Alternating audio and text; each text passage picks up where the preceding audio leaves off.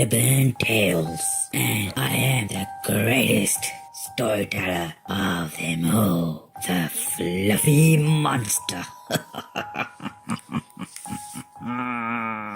So, in the last episode, a couple who were traveling home from an expo when they saw there was a traffic and they had to take a turn, which unfortunately for them was the wrong one. As they found themselves stranded, Jake had to go and get some help while Rebecca sat in the car.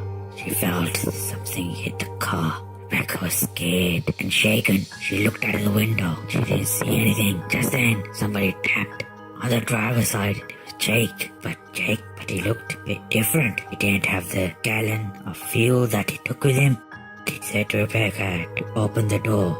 She felt something wasn't right, so she asked him, "Where is the car keys?" And Jake said that he had dropped them somewhere while he was going to find the help, but he couldn't find anything, just the forest. So he came back. Rebecca was very curious. As she slowly approached to open the door, she slightly opened the door. She felt there was somebody standing right next to her window. She jumped scared and she panicked. She quickly locked the door before Jake could get in. She looked back at the window. She was in a shock. It was Jake, and he did have the gallon of fuel. And then she quickly looked at the other side, and there was another Jake.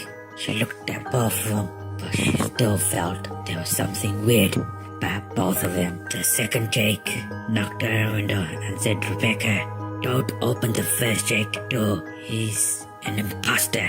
Let him in instead." Rebecca definitely felt something wasn't right about this, so she refused to open the door. Instead, she made sure the car doors were locked. The second Jake yelled at Rebecca to open the door.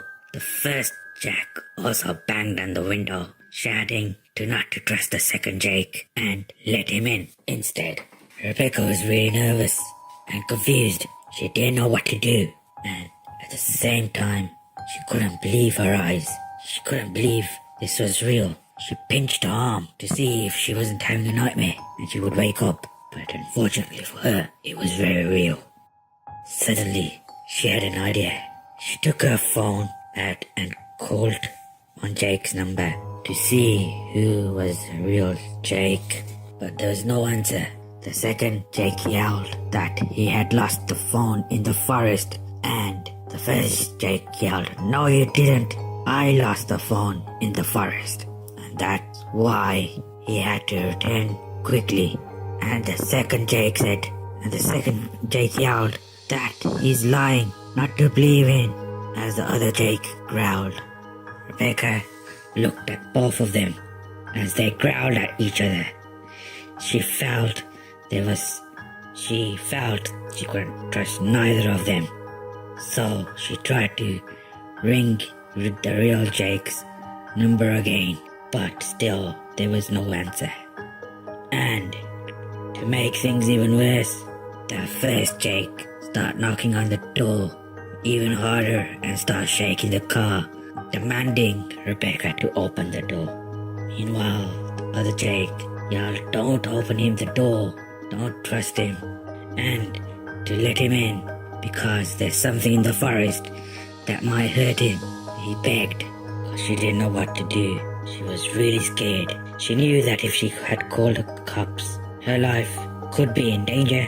Meanwhile, the second Jake started to beg and cry for Rebecca's mercy to let him in, as the first Jake was still banging on the window. It was so hard that she could see there was a little crack on the window.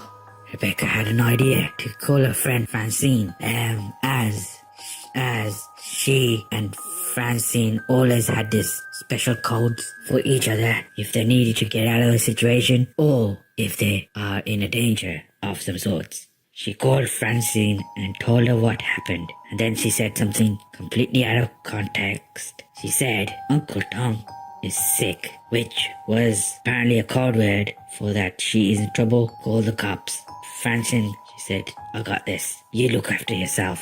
Then she quickly put the phone down and she noticed that the second Jake was getting irritated as well. And the first Jake could break the window in any moment. And just then she heard that scream yell again. And the second Jake started to cry, begging her to open the door. You could see the tears flowing down his face. Then he ran away. The other Jake kept on banging on the window. She thought to herself that now the second Jake is gone, maybe she can open the door and try to run. As she opened the door and she saw that the other Jake was running back, she quickly locked the door. Rebecca realized the second Jake just tried to trick her to open the door. She didn't know how long she can survive.